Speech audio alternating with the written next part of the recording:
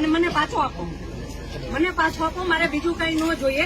આજ પછી કોઈ દિવસ કોઈ વોટ જ નહીં કરતા. જો આપણી ગવર્મેન્ટને પોતાની સુવિધા રાખવી છે, તમારા પાછળ કેટલા વીઆઈપી હોય છે, કેટલી ગાડીઓ હોય છે, તમારો જીવ જીવ છે. આ ટેક્સ પે કરે છે એનો જીવ જીવ નથી. આ છોકરાઓનું શું, આનું ભવિષ્ય શું? આને ડોક્ટર બનાવી છે, આને એન્જિનિયર બનાવો છો, હું કઈ રીતે બનાવીશ?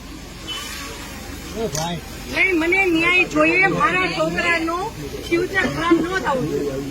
આટલા વર્ષની સર્વિસમાં એને ટેક્સ તમે કટ કરીને તમે સેલરી આપો છો ને, અને ઉપર જતા અમે કઈ પણ વસ્તુ ખરીદીએ છીએ, ક્યાંય જઈએ છીએ, ફરીથી ટોલ ટેક્સ બધા ટેક્સ તમે અમારી પાસેથી લ્યો છો. તો મારા ઘરવાળાને જયારે જરૂર હતી ત્યારે કોઈ ફેસિલિટી નથી મળી. મને એનો ન્યાય જોઈએ. તમે લોકો અહીંયા જ રહ્યો, તમે કહો મને કે તમે શું કરશો એના માટે. આ એક નહીં, આના જેવા જેટલા ભાઈઓ બધા નિર્દોષ હતા, બધાને આવડા છોકરા હતા.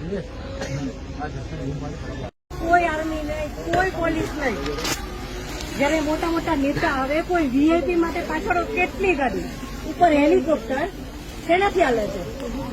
ટેક્સ પે કરે છે એના ઉપર નથી. વીઆઈપી માટે જે સર્વિસ છે એ આ લોકો માટે કેમ નથી? હું નીચે આર્મી કેમ્પમાં ચિલ્લાઈને કહેતી હતી કે ઉપર કેટલા લોકો જખમી છે, તમે લોકો જલ્દી કંઈક કરો. અમે ઉપરથી પડતા આખડતા નીચે ઉતરાતી હજી ઉપર કોઈ ફેસિલિટી ગઈ નહોતી. ઉપર આટલું બધું થઈ ગયું હતું, નીચે આર્મીને ખબર કેમ ન પડી કે ઉપર આ થઈ ગયું છે? આતંકવાદી અમારી સામે આવીને ગોળી મારી જાય છે. હિન્દુ મુસલમાનને અલગ કરીને હિન્દુના બધા ભાઈઓને ગોળી મારી છે. તો આપણી આર્મી કરે છે શું? લાખોની સંખ્યામાં આર્મી હતી ત્યાં. અને જે ટુરિસ્ટ પ્લેસ છે ત્યાં કોઈ આર્મીમેન નહીં, કોઈ પોલીસમેન નહીં, કે કોઈ ફર્સ્ટ એડ કિટ નહીં, કાંઈ જ સુવિધા નહીં.